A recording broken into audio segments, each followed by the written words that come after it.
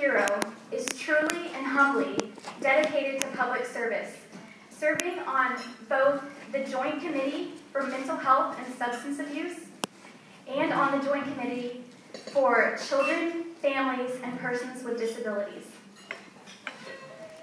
He also writes to help give hope to those suffering from mental health issues and fights stigma against mental health issues through his writing.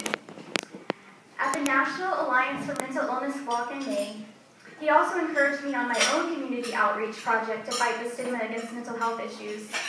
And I am inspired to see how much he cares about others and advocates for those who may not know how to advocate for themselves. Representative Heroux's educational accomplishments are impressive. After growing up in Attleboro, he went to the University of Southern California and earned a Bachelor of Arts in Psychology and a minor in Neuroscience. He then went on to earn a Master's in Criminology at the University of Pennsylvania, where he earned the Leadership in Criminology Award. Furthermore, he earned a Master's in International Relations at the prestigious London School of Economics and a Master's in Public Administration at Harvard University. At Harvard, he was nominated for the RFK Award for Excellence in Public Service for his volunteer work with youth, seniors, and prison reform advocacy. In addition, Representative Heroux is well-traveled, which has also fueled his desire to make sure that others are equally treated, regardless of where they come from or what kind of disabilities they may have. Representative Heroux has multiple other accomplishments, and the list goes on, but I am most impressed by his authentic, down-to-earth personality, which makes him easily accessible to citizens, even though he has, despite his powerful position. I can only hope that we as future leaders in psychiatry and mental health care can follow in his footsteps in terms of advocating for others who may not be able to advocate for themselves, whether that be through legislation and policy reform or other forms of advocacy. Ladies and gentlemen, I have the great honor of introducing to you Representative Paul Heroux.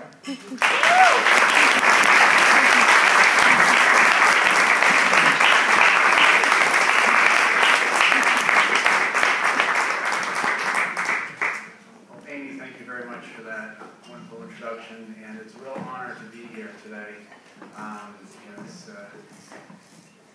Just as I think about the word psychiatry, just breaking out the word, it's the medical treatment of the soul, and that's just such a beautiful and such a noble profession. And I'd like to think that the medical treatment of the soul is a beautiful profession when you contrast that with my profession, being in politics, because if you break out the word politic, it's poly is many, and tick is blood-sucking little insect. So it's quite different, fields. I much appreciate your field over mine, and I'll tell you guys a little bit about how I almost could have been one of your colleagues. But mental health is something that's near and dear to me, and as Amy mentioned, I've met bachelors in psychology.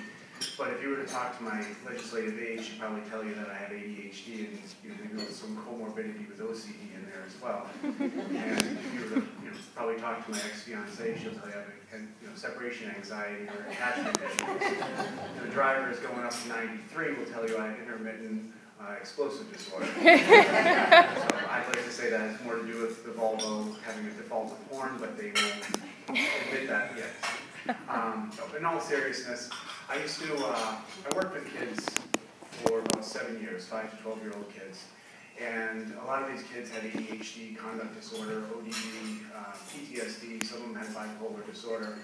And when I was working with these kids, I was also doing my bachelor's degree, and I wanted to go on to be a clinician. I was looking at PhD programs in psychology.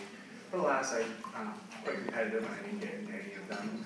And so it's kind of by a twist of fate that I'm a politician now and not actually a mental health professional like the folks in this room. And your profession, as I said, is just one of the most noble out there. So, you know, the work that you guys do is just so important.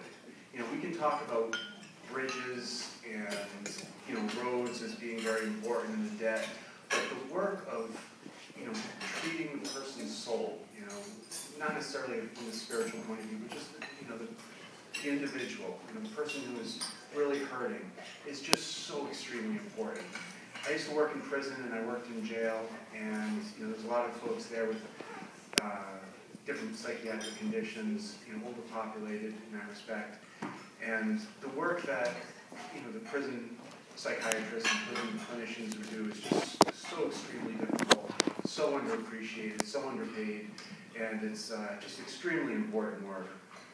You know, it's the same thing whether you're working with veterans, whether you're working with sex abuse survivors, whether it's, you know, folks who are in the, you know, like I said, the criminal justice system. The work you do, making the lives of other people, is just so extremely important.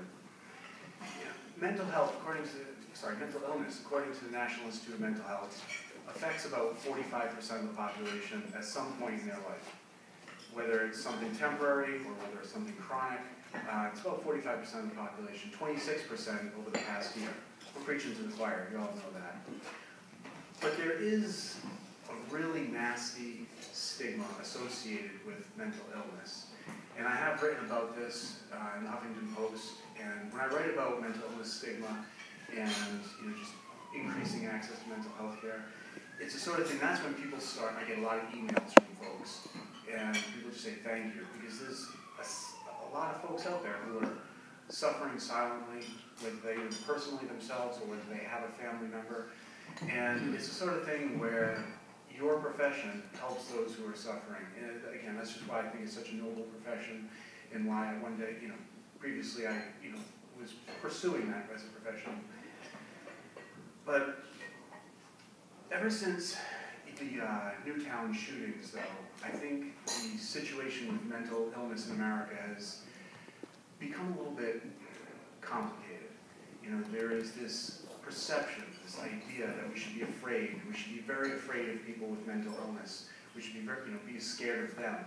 You know, who are they? You know, they are our family, our friends. You know, people living with or suffering from mental illness.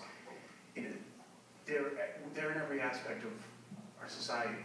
If we think that anybody at the State House doesn't have mental illness, so that's just certainly not true. You know, people, I mean, probably a greater proportion than 45%. I'd be crazy to run for office because half the people hate you automatically. But yeah, it's you know, it affects everybody, and you know, nobody is immune from it. In my own family, I have you know, family, an in-law, I'll leave it like that, in-law who suffers from really severe prescription drug addiction. And that's with my mother being a pharmacist, my father being a pharmacist, and my sister being a pharmacist. I come from a lot of drugs in the family. And, you know, we have somebody who has prescription drug addiction. I have a friend of mine from high school.